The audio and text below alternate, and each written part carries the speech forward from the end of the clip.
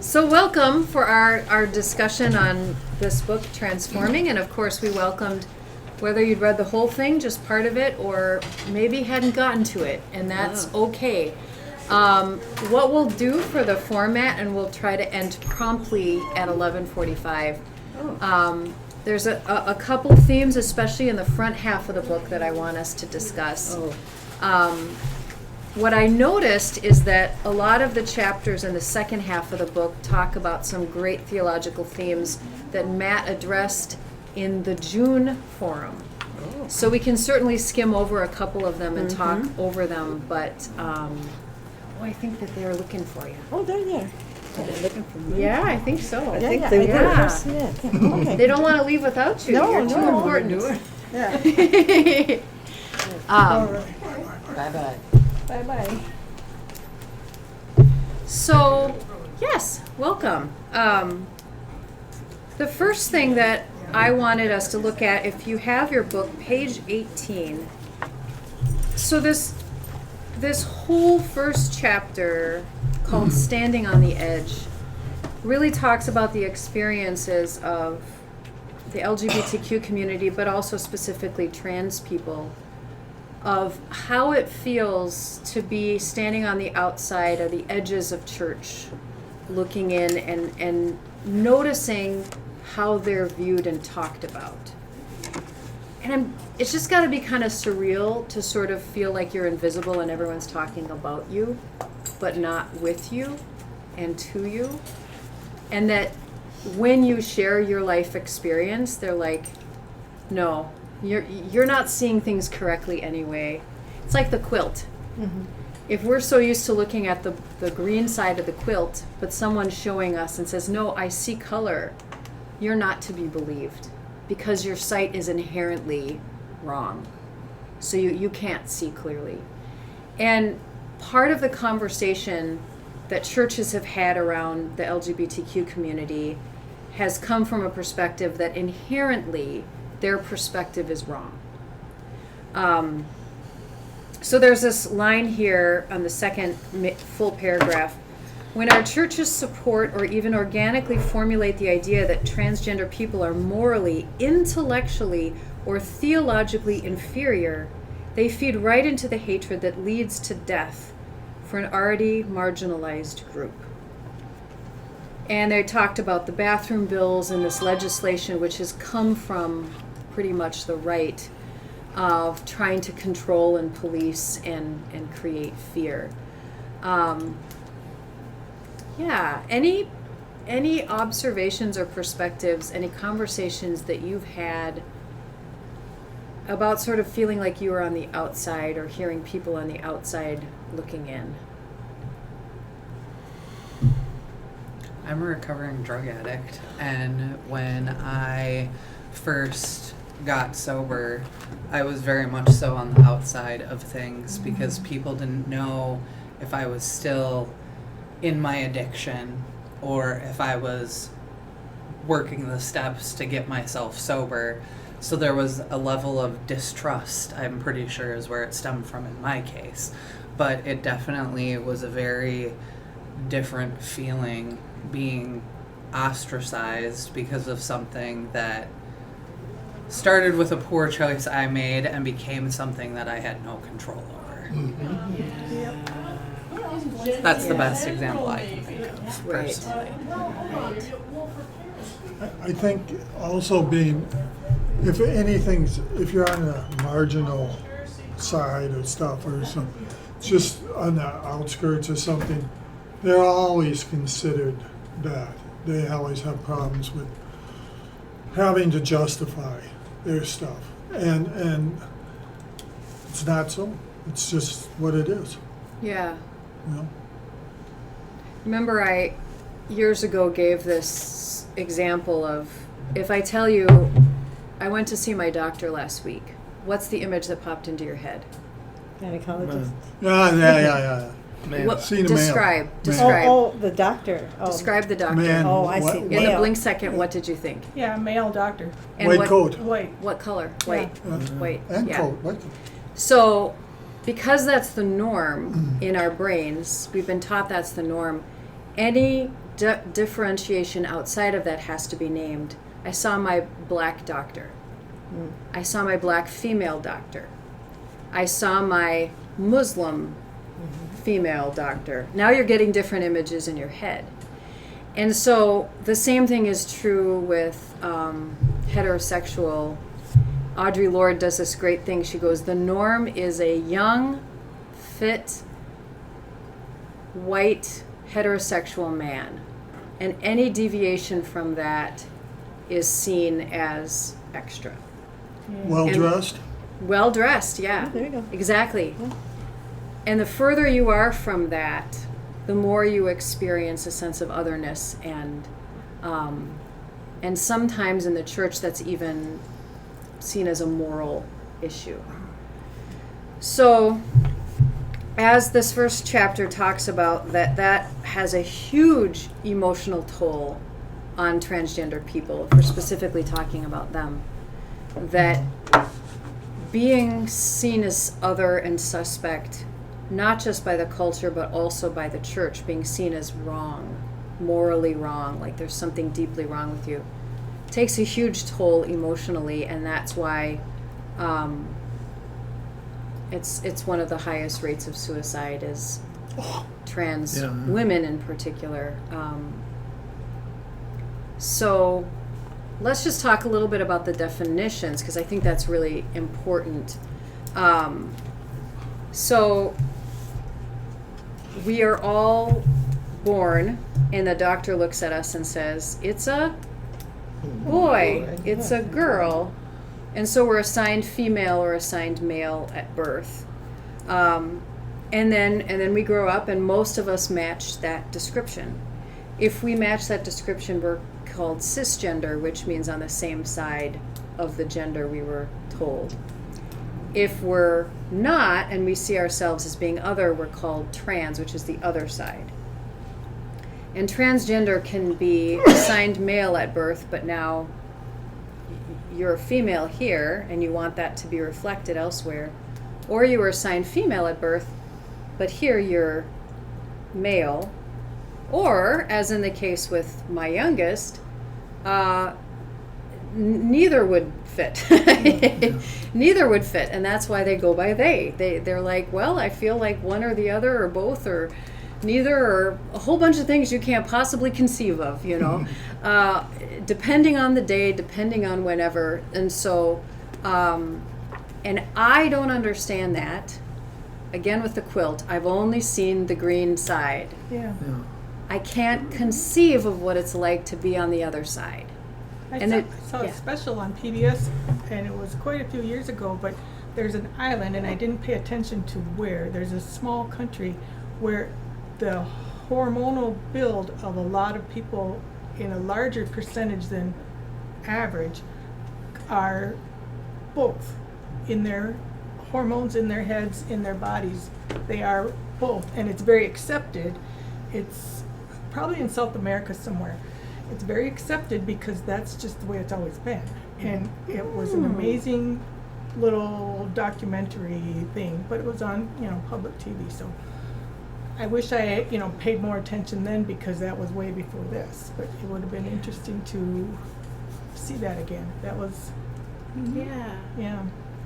And it's there is a little community, island country, someplace where people are actually born, and the doctor doesn't say maybe, in the third world countries what you are. Maybe you just assume to be you are who you are, and you grow up to be who you are, and that's just the way it is. But there's maybe through genetics or whatever, there's a larger percentage there than here. Wow. And of course, being transgender is different than being gay or straight. Yes, so that's the next thing we'll talk about. It's almost like there's different mugs we can talk about. So one of them is gender identity, and I would consider myself cisgendered, which means you look at me and you think woman, and that's how I feel. That's how I identify. The next mug is sexual identity, in which it's who you're attracted to. And that doesn't have anything to do with this mug. So that is, I happen to be heterosexual, which means you might expect that I would be attracted to men, and lo and behold, I am. And then there's homosexual, which is the same, and then bisexual, pansexual. Oh, the names get very. I'm already old-fashioned here because there's demisexual. There's a lot of different things as people have realized within themselves. My experience isn't matching up with what I see in movies and TV shows and what everyone talks about. I don't have a name for what I'm experiencing, and so they'll kind of try to figure that out. And with the power of the internet, more and more people are saying, "Me too." Yes. Yeah, oh yeah. Oh my gosh, that's how I feel too. And so that is a whole different designation. So you can have someone who's cisgendered, but their sexual identity is different. You could have someone who's transgendered and their sexual identity is, I shouldn't say different, because that assumes a normal, right? Okay, there's another mug, and that is gender expression. And that is how you want to express yourself. So I could be completely straight, but I want to have my hair shaved off, no makeup, wearing pants, very neutral looking, or even masculine. That's just how I want to express myself. Or I could full face of makeup, long pink nails, bleach blonde. Both. I think it's unfair that women can do that. I go up north and I'm dressed all in men's clothes and, hiding out from the bugs and the wood ticks. And Yeah. then I go somewhere fancy and I'm all dressed up. And women can do that and be safe and feel comfortable, but men cannot. Right. I'm curious about the guys in the room. Growing up, if you received messages of what's manly and what's okay and what was too girly and not appropriate in terms of behavior, clothing, did you receive any? I'm sure my brothers did. I don't remember it, but I was the type of person that I didn't care what people thought. I wore what I wanted to wear. Yeah. Yep. But we grew up kind of poor, so we didn't have much. Okay. Yeah, we just wore the same thing every other kid did in the neighborhood, Yeah. We thought we had our own fashion, but actually we didn't. And we're cool. But whatever, and so, yeah. I wore what my brother wore several years before. There you Yeah. Yeah. Yeah. Well, I had a wake-up call. I was shopping with my son's girlfriend and her son, and we were thrift store shopping, and he was pulling out a pink shirt, and I was saying, "Oh, I don't think that's..." Yeah. And she said, "Oh yeah, Roman, that's a nice one. That's fine." And I'm like, "Okay." Yeah. Keep my mouth shut here. I am wrong. Mom's the final word. And so he got to buy a shirt that was pink with florals, and Yep. it was fine. Oh, yeah. I Well, wore men pink wear shirts pink growing shirts up. now. Yes. Yes. They wear pink shirts. Yeah. And pink ties. Sure. Yep. Yeah. I don't think anything of it. Yep. No. I was raised to be more defining, I think. Traditional. Yeah, tradition. Yeah. What we thought was tradition. Boys Yeah. didn't get to wear pink in my world when I was a kid. Yeah. I had a moment like that too. I've had several moments as a mom like that. Yeah. One was, Theodore loved pink as a kid, so I was like, I'm going to dress my boy in pink and da-da-da-da-da-da. But then a couple years ago, I went shopping with Ash, and we were at that time where we had to start, getting underclothes and things like that, and we were in the women's section at Target, and you've never seen a more depressed looking kid. just looking at this going, I hate everything I see here. I hate this. And I had this moment, I was like, this is what's available, right? This is what you have to, like, why can't you get with the program? And then I realized what I was doing. It's the Syrophoenician woman moment. Yeah. Oh, and I said, did you want to look for pajamas in the men's section? Hallelujah. Now we got a happy kid, you know, Yeah. because it looked more neutral. It looked more it was more comfortable. It wasn't skimpy, and because Yes. skimpy stuff over in the women's section sometimes. And Yes. and that was, so that's a gender expression kind of thing that, again, now you get a teenage boy who starts walking into the women's nighttime section, nightgown section. I think you're going to get more people looking Yeah. at him than the other way around. Yes. They're going to say in their heads, at least, maybe not out loud, you don't belong in there. Yeah, Yeah. you shouldn't Yeah. be here. Yeah. And so we have gender identity, which is how you feel about yourself, gender expression, the way you express yourself, and gender roles are very cultural. So there's a lot of talk right now about trad wives. Have you heard that term? This resurgence in a younger generation of traditional wives, conservative families and women claiming that being a traditional wife, staying at home, cooking, cleaning, is the, most often they're conservative Christians, but it is the way to be. It's been a very interesting resurgence because while they're presenting how glorious this is, they're running a business on the side as a trad wife, and people are like, if you were a trad wife, you really wouldn't have that say. Yeah. You wouldn't be having your own income and having this powerhouse of, you know, online presence. And so gender roles are very cultural. This is what a woman does, this is what a man does. And they're different in different cultures.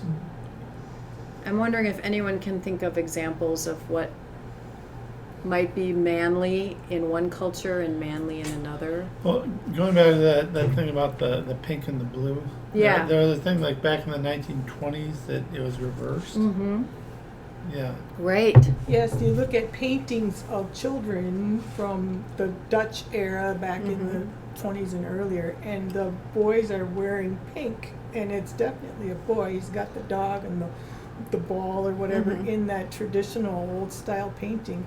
And the girls are in the blue. They're wearing the pale, fluffy, lacy, but still blues. And so it's just reversed. Yeah. And sometimes they have one of each on the wall, and you can say, okay, they're wearing others' colors. But yeah.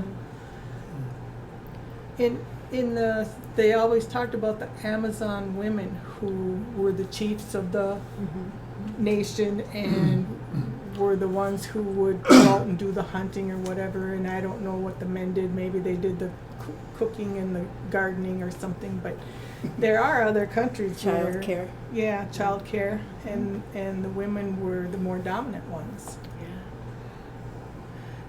Did you know that they're discovering now that the idea that back way thousands of years ago, we think that men were the hunters and women were the gatherers? That's not true. It was much more 50-50. And they also think the cave paintings, which we assume were made by men, might actually have been done with women. And there's really great explanations for why. But it just shows you how we project our thoughts of the way things were and are back. So you can just throw out whether you think this is, without thinking too hard. Is this something men do or something women do? So hunt. Kevin's family, both. Yeah. My family, yeah. Yeah. Okay. Yeah. Both Sewing. women, Cooking. both Both. Yeah. Cleaning. Women. women, Both. Dancing. Both. Singing. Well, Both. Crying. women, Women. both. And if I think about it, I could say both. But if I think about how I've been raised, and I think about the conversations right now, there's a lot of conversations again among younger men about what's manly, and it's getting really bizarre, really on the far end, to the point where I can't even think of a really good example, but like colors, you can't wear certain colors. There's certain physical things you can't do. It just gets really, really, really restrictive because it's a reaction to a lot of the opening up of these doors. Yes. And there's a lot of fear that's being unlocked.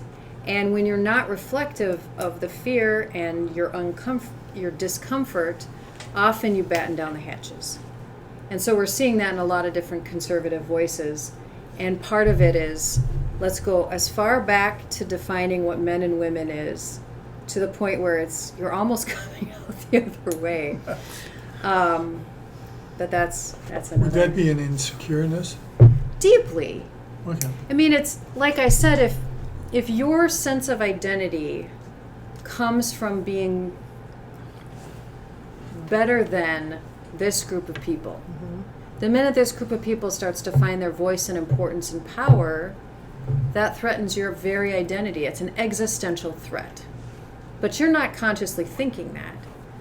That's in my sermon today, when the slaves were freed, the whole identity was supremacy and hierarchy.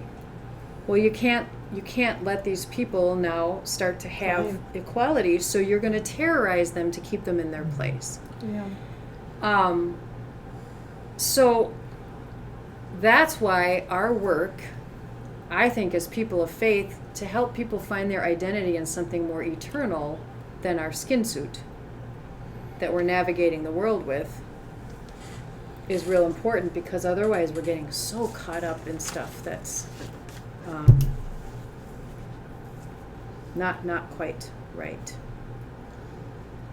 So the other thing I wanted us to look at is in chapter 3. It's called Sin, Sickness, or Specialty. And Gotta pay. yeah, page 39. Thank you.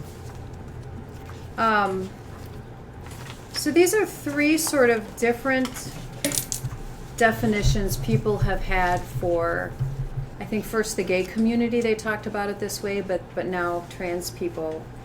And in these 3 different perspectives that particularly Christians will talk about. The first one is, being transgender is a sin. It's a choice, and you're wrong about it. You need to choose another way. And this is the same argument that 30 years ago was said against gay people. It is a choice that you're choosing that goes against God's will. You need to unchoose it. It is sinful. That is one perspective that people have. The second perspective is that it's not so much your fault, it's a sickness. There's something wrong in you. You can't be held accountable for it, but we still have to help you fix it. It would be sometimes seen as a mental illness, or maybe even like an addiction, or something that it's not your fault, but we have to fix you. We have to change That you. was kind of what Soranus, right? Like when Soranus, like an ancient Greek physician, he kind of saw it as a sickness. Yeah, maybe. I don't know that person, but Yeah, he was like the first person to like really like consider homosexuality as a condition. okay. We were at a party one time, and my husband and I were the only cis people at this party. And my husband, when he doesn't understand things, he will ask questions, and sometimes he doesn't always ask them in the most appropriate manner.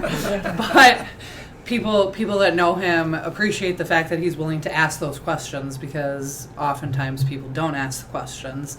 And one of the more profound things that was discussed at this party was, my husband looked at them and said, well, isn't being gay a choice? And one of the gentlemen gave the most profound explanation. When you're born, you're left-handed or right-handed. Yes. You don't choose which hand you write with. One just feels more comfortable. That's your dominant hand. That's what you write with. Yeah. When you were born and you were gay or trans, you don't choose that. You're born that way, just like a left-handed or a right-handed person. And just because cis people don't understand it doesn't mean it's wrong. Yep. Yeah. There was no choice in it. It is what it is. And it was a simplistic explanation, Yeah. but it was very profound. Yes. And I have shared that explanation several times over because I think for someone who really can't get past the it's a choice, when they hear it presented like that, well, it's not a choice. Yeah. It is them. That is who they are. And you don't have to understand it. You just need to be open to accepting of the fact that their truth is their truth. And it doesn't have to make sense to you. That's a great example. Thank you for sharing that. I love that. I do too. That's You know, really there cool. have been parents over the years who used to try and make their left-handed Yeah. baby Yeah. use the right, eat with the right, you know, and they would, and it was very hard on them, and I think I read somewhere that it's often caused them to have other issues like stuttering and stuff. Oh yeah, did you, Come the about. King, did you see that movie, The King's Speech? Yes. Yeah, where he was left-handed, the king. Okay, there it is. Yeah, and so it was causing him to stutter because they tried to correct it. Yeah. Okay, yep. There you go. Yeah. So it can do more harm than good if you try to correct Oh, somebody's Correct sexuality. it. What's Yes. correct? Yeah. Right. Oh, my grandfather, my mom's dad, we were Catholic family, and he was forced by the nuns and the priests. You know, they tied the other arm behind the back, and so he learned to write with his right hand, but did everything else with his left. Yes. So it's kind of like, you know. And then when he had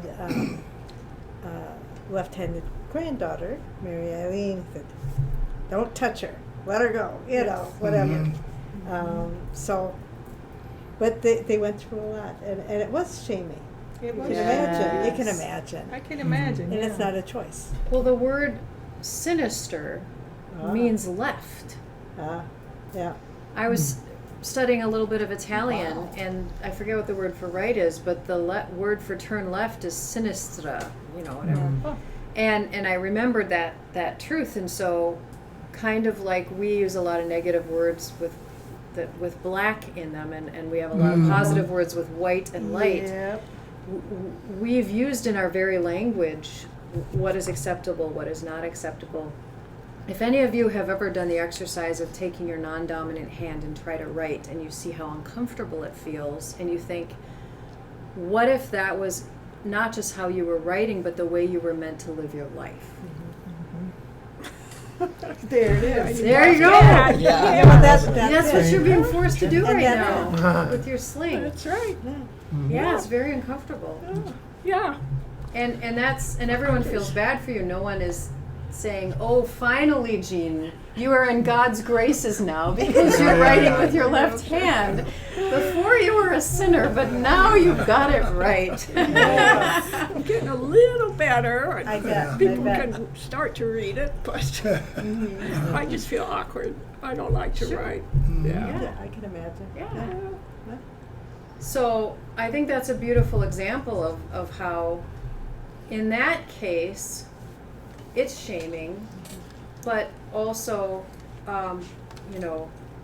add on to that the layer of shame that's added that your very core sense of self is bad and has to be corrected. Another thing to think about, though, is there are. He had some good teachers, you know. I mean that's the way they were trained as far as the forcing him to write with his right hand. But he said, one sister, one nun, said, James, she said, don't take it personally. She said, I know it's difficult, but life is going to be easier for you if you learn to do it this way. Yeah. You know, which is, there's a truth to that too. I think that's parents have maybe seen their little boy dressing up in their sister's clothing and said, Yeah. no, because if you go out in this world You're gonna- and you're not presenting in a certain way, you're going to get beat up, you're going to, you know. Framed. Yeah. And I don't People want will be mean you. to you, Yeah. yes. Yeah. So it's Yeah. not all, yeah. Yeah, definitely. Well, Safety. the scissors are right-handed mostly, and golf clubs, you have to, Right. buy the left-handed, Yes. and so there's some compensation by now, but there never used to be back in the day, so. I am left-handed, and growing up, I was the only lefty in my family. So any sports they tried to teach me, I was taught right-handed. Sure. So if I Yes. play softball, I'm a switch hitter Yes. because I was taught to hit or bat Right. right-handed, Yeah. Right. but really left-handed is more comfortable. Yeah. So when I played Yeah. softball regularly, I would walk up to the plate and see which way felt more comfortable in that moment Nice. because sometimes it was left-handed, sometimes it was right-handed. But for everything else, like I am very left-hand dominant, but I was not given a choice. I was taught Sure. the right-hand way. And I personally can't stand using left-handed scissors because growing up, Yes. I had right-handed scissors, so I had to get used to using them. Sure. And now if I try to use a left-handed scissors, they don't work. They're just They garbage. feel in my weird, opinion. yeah. Yeah. So that's a really great metaphor because we know there's ambidextrous people where it's just as comfortable for the right or the left. Is that a metaphor also for gender identity and sexual identity? Mhm. Yeah. That there are some people who feel like they're both or neither, Mhm. or some people who are bisexual or pansexual or whatever, where it just doesn't, they don't have. Right. And sometimes there's a bias against them too, of people No. saying, no, you're just confused. You don't know. You Yeah. have to choose. And so there's a lot of just misunderstanding we have about the way we're made and what's allowed to be, what's acceptable. What we're comfortable with what you said with the hand. Yeah. That's a Yeah. person who is born that way. You're right, there is a lot of bias. Well, I'm right-handed, but when I used to play softball, I always batted left. No kidding. Yeah. That's And people interesting. would just say, "Oh, you're batting left-handed." And I'd say, "Yes," and that was it. And there was another home run. Oh, there you go. There you And go. with When softball, I you can wish. do that because you see these guys up there all the time going back Wig and back forth. and forth. Yeah. Wig back, yeah. With softball, it is okay. Well, they never tried to teach me right-handed. Yeah. No, it's weird. So, I want to just read something on page 42, the top of the second paragraph. It's a improvement when a church goes from this is sinful to, oh, okay, you're born that way, but it's, maybe not something ideal. It's at least a positive shift. This change in moral status is the main difference between the identity framework and the disability framework. In the former, the transgender person is deliberately disobeying God. In the latter, they're merely a victim of original sin, like any other human being. But of course, there's a problem with that too. Yeah, it's For- calling it a sin. Yes. 45, that first main paragraph says, the main failing of the disability framework is it refuses to recognize the different kinds of suffering that transgender people experience.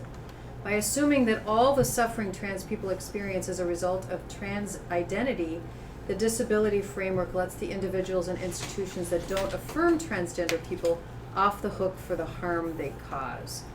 So, I think where that's going is, you see that trans people are suffering. You see that they have higher rates of depression, higher rates of suicide, and you go, oh, it's because you're transgender. Rather than realizing the reason there's higher rates of depression and suicide is because of an unaccepting world. And so if people are suffering that much internally because of how other people are responding, then other people are the problem.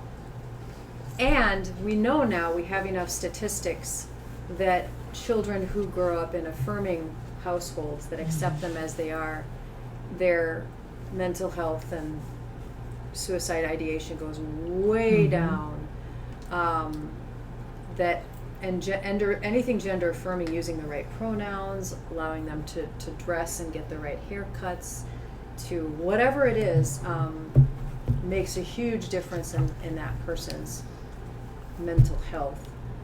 But the last framework, the specialty, or the sort of sacred diversity, is a shift that says, but what if our gender and sexual diversity is just part of the ongoing creativity of the universe, and there's nothing to fix, and there's a perspective there that is unique and that can be gained. So, can you see the change in perspective? And this last one is literally a rainbow. You've got all the different colors, and they represent the vastness of what God has created.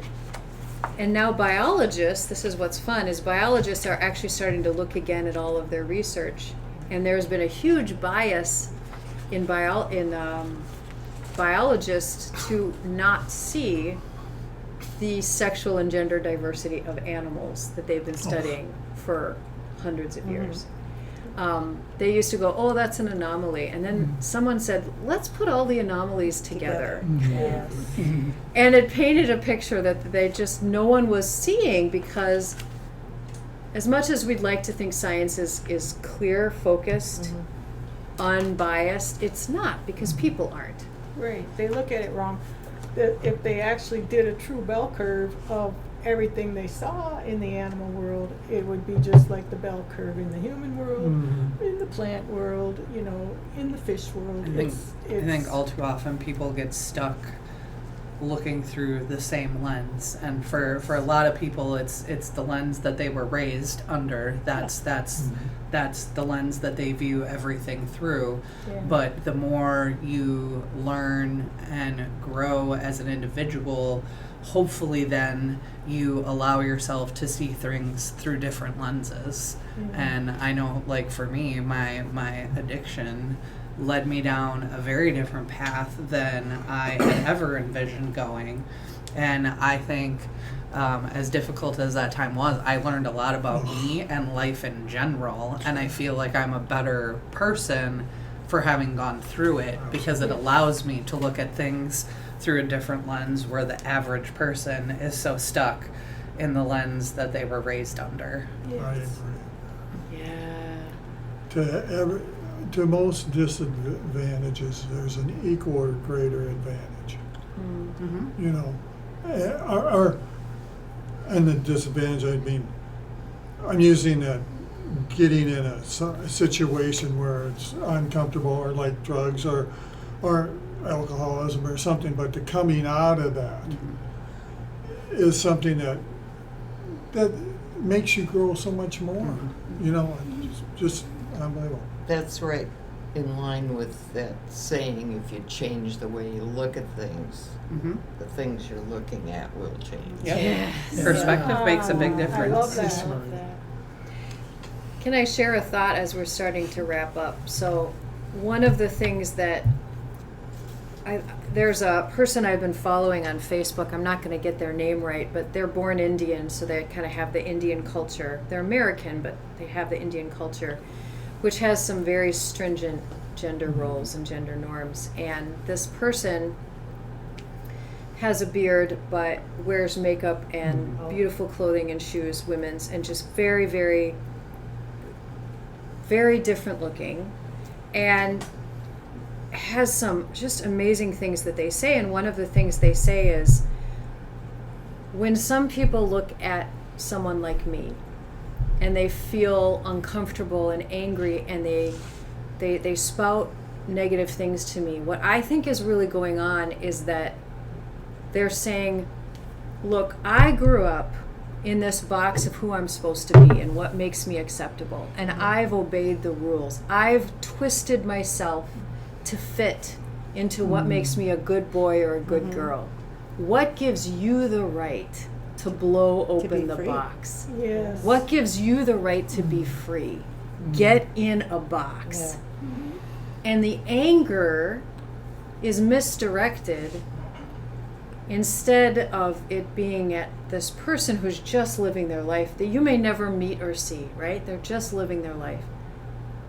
Really, I think what it is churning up is our own, everything that we grew up with that shamed us, that made us feel less than. Mad at our box that we're in. Mad at the box we're in. Yeah. Because people who feel free within themselves tend to care less about what other people are doing with their freedom. People who react with the most irritation are the ones who I think are the most chained themselves. I would agree with Good that. point. Yeah. So that's an interesting place to end. Any final thoughts? The rest of this book, if you haven't read it, goes into some really lovely biblical things, which many of which Matt brought up in his forum. It's in philosophical too. June. Yeah. So, like the Ethiopian eunuch and what a big deal that was. Yeah. I was wondering, in the book it says the LGBTQ 12A, and I don't know what the 12A is. Do you know? 2A. Two-spirit? Two-spirit. There was an, yeah. Okay, yes, like That's those Native people Americans? that I saw on PBS, or the Indian friend of yours, they're born two-spirit. Yeah, there's a term that was normal in a lot of Native American tribes called two-spirit, and I don't know if we would call it transgendered or bisexual or non-binary, but they recognized this was a person who had both the male and female spirit, and they were often elevated to higher spiritual positions because they believed they could see things that other people couldn't with only the solitary spirit. Yeah. So it wasn't until the colonial white people came over and started enforcing our gender, homophobic, all of that stuff, that some of that got suppressed. But now there's a resurgence within some indigenous communities to reclaim that and kick off the colonial worldview of gender and sexuality. And so some people add that, For the two. Yeah. the two. Okay. Yeah. The other thing that I wasn't very clear on was the fall. It quoted twice, different places, about in the Bible somewhere they talk about the fall. Thank you. So there is a widely accepted Christian perspective that when Adam and Eve both together ate that fruit that they weren't supposed to, that something ontologically changed in the human form. And we fell from a place of innocence to a place of sinfulness. That ontologically we are sinful. That's original sin. I disagree, but that's, there you go. But it's still common enough that especially a lot of conservative Christians will talk about, well, this is an example of the fall. Okay. And so they'll look at sometimes diversity and they'll go, yeah, well, maybe that's how they were born, but it's because of the fall. It still means there's something wrong with you. So in order for us to be right with God, we still have to contort ourselves into the way God wants us to be, even if you were born. And so they would say people born with physical disabilities, mental disabilities, gender differences, sexual differences, all products of the fall. Everything would have to be just one thing. I mean, we're talking hair color, skin color, everything. Every diversity Yeah. would have to fall in that, Yeah. I believe.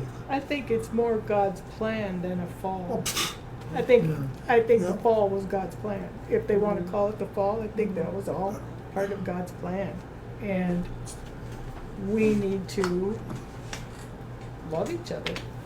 Yeah, And God he- knew we and- were as we imperfect are. people. And he Yeah. still loves us. Yep. Yeah. That's it's a right. Pentecost. I mean, Yeah. it was just, Because the one side of there is a perfection that we're just not getting to, you keep following down that thread and it leads to some really creepy places. You've heard of like eugenics and, well, in World War II that, you know, Genocide? well, yeah, but it was the homosexuals, and it was people with disabilities. It was Yes. unseemly people who were outside of this Aryan norm, right? This was the perfection, and so that's sort of thinking Yeah, of Aryan people. what There you you go. think is God's norm, Ugh. Yeah. and anything that falls under it leads to some very creepy places. The other perspective saying, well, whether God intended this or not, we are beloved and we're here to take care of each other, Yeah. leads to what I think is a way better place of compassion in which we are seen in a more whole way, and none of us are perfect. Well, that's just it. God knew we weren't perfect people. He knew that we were going to sin and make mistakes. But he also taught us that we should love everyone, treat everyone with kindness. And so I think that's one of the biggest things that I've always struggled with is you have people that claim to be Christian, but then they're the first to go and persecute others for not falling into the box that this Christian person believes that they should fit into. Yeah. Whereas the way I was raised, the God I was raised to believe in, knew we were flawed, knew we were going to make mistakes, knew we were going to sin, but beyond all of that, he wanted us to love one another. Yeah. And ourselves. Yeah. Yeah. Yes. I was born with such bad eyesight. I have such bad eyesight that if there was no such thing as contacts Sure. or glasses, I probably couldn't have gone to school and worked. And you could say my bad eyesight is a response of the fall, Wow. but what difference does that make? No. So what? Shouldn't we try to Give fix me it? glasses Shouldn't we try and to let fix me it? live my life Yeah. to the fullness. Yeah. So, and also, you know, that's the interesting thing is people will be like, okay, so maybe the result of the fall is that I have a male spirit and a female body. So what? Then let me Yeah. change so that I can have the glasses that I need, Yeah. so to speak. So Yeah. Give me the tools to have a good life. yeah. Yeah. And with that good life, that person can use it with other people and be this great deal for society. Yeah. And that instead, so many people are just shamed, and they don't get to shine to their fullest. Right. And that's just such a terrible thing. As I say, you're limiting the talent pool. I like Yeah. that. Yes. Yeah. Male Yeah. versus Yeah. female, you know, Oh, cis versus whatever. You're missing the point. You're getting hung up on yeah. what seems obvious to you, and you're missing the person. Yes. Yeah. Well, thank you so much. Oh, yeah. I think we Thank could you. keep going, but I did promise Yeah. that we would be done.